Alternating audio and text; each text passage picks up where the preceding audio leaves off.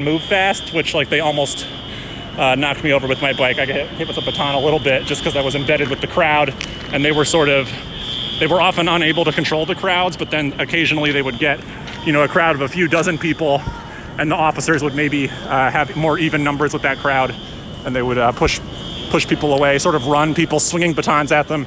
I saw a few violent, definitely like cops beating people with batons. I think we got some video of it, but it's dark at night here, and I'm out on short notice. Unicorn Riot was not really prepared for anything that happened this week because we didn't know George Floyd was going to get murdered and that things would explode the way they did. So let's see, we got some more graffiti here. It's Anarchy A, fuck 12. Fuck 12 is code for fuck the police. If you're not aware, it's already been an anti-police slogan in America, not exclusively in black communities, but that's often where you might hear it. I believe the origins of fuck 12 comes from, I want to say the phrase was used in rap music from Atlanta or from Georgia, where 12 referred to a specific narcotics unit, where like this certain narcotics unit called 12 was very oppressive to people in some communities. And so fuck 12 sort of emerged as a response to that. And it's sort of picked up more viral strength across the country this week. It says R.I.P. Nip, and maybe that means Nipsey Hussle, the musician, I'm not sure. So, you can see there's some barriers here. I saw protesters moving barricades around and then cops moving them out of the way, so I'm not sure whose barricade this is. These are City of Philadelphia, Jersey barriers, I believe, but I don't know if sort of anyone can move them. They're not very heavy, so. This is Philadelphia City Hall right here. Earlier, I believe Caddy Corner, I think it was a Starbucks inside the City Hall, got set on fire. There was a mass protest out here earlier today.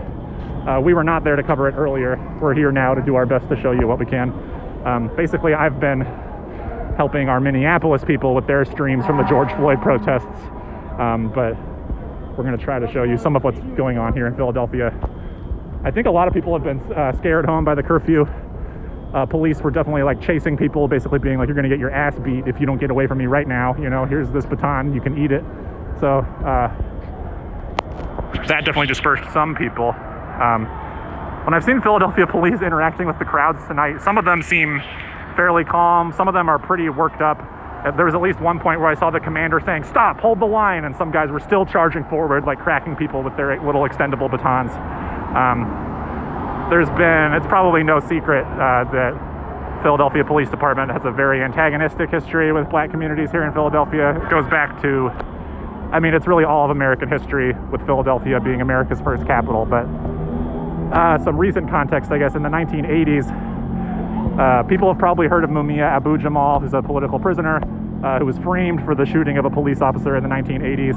The judge that convicted him at trial used the N-word to refer to him, but he still hasn't gotten the new trial, but he might be getting one soon. And the Philadelphia Fraternal Order of Police, the Philadelphia Police Union, which has a lot of support on the rank and file officers, is very against anyone who's seeking justice for Mumia, even though the judge in his trial called him the N-word. And then also in the 1980s in West Philly, there was a black radical organization called MOVE, which was like a sort of like a naturalist black power group.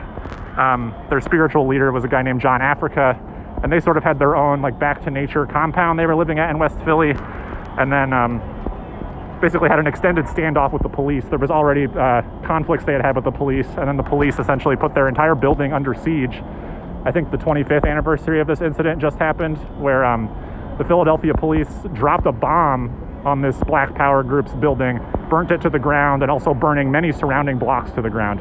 So that's just some local history here in Philadelphia, decades old at this point, but still, part of the electricity you can feel in the air when there's groups of people roving the streets, things getting smashed, often mostly white police officers being very aggressive with some of the black youths out here tonight.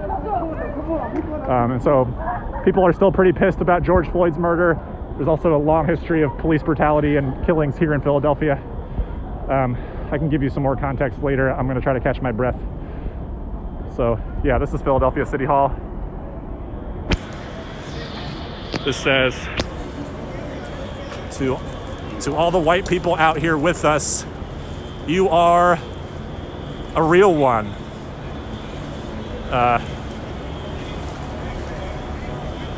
So yeah, it's definitely been a multiracial crowd. There's some videos on our Twitter from what happened earlier before I was able to get the live stream up. So yeah, earlier City Hall was definitely, people were trying to break in. You can't really see on my stream right now because I'm using a phone, but there's a bunch of rubble and stuff over there. Like maybe there was, this might count as a mobile field force unit coming up here. This is sort of the size of police formations that have been sweeping the streets. You can see they're approaching here. So let's see, I count. It's about 3 officers to a row and roughly 1, 2, 3, 4, 5, 6, 7, 8, 9, 10, 11, 12, 13, 14. It's probably like 30, 40 cops in this line that's advancing here. So if anyone is still doing any of the protest activity or trying to expropriate goods from businesses in there, these guys are gonna come push them around. A modern art statue here by City Hall.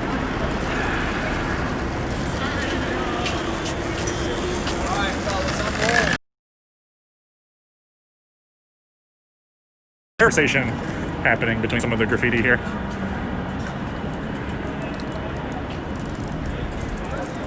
Let's see, more fuck 12. Fuck 12 is definitely probably the most common message we've seen chanted or spray painted. George Floyd, fuck 12, fuck 12, fuck the police, fuck Trump, SMD, fuck 12. It ends today.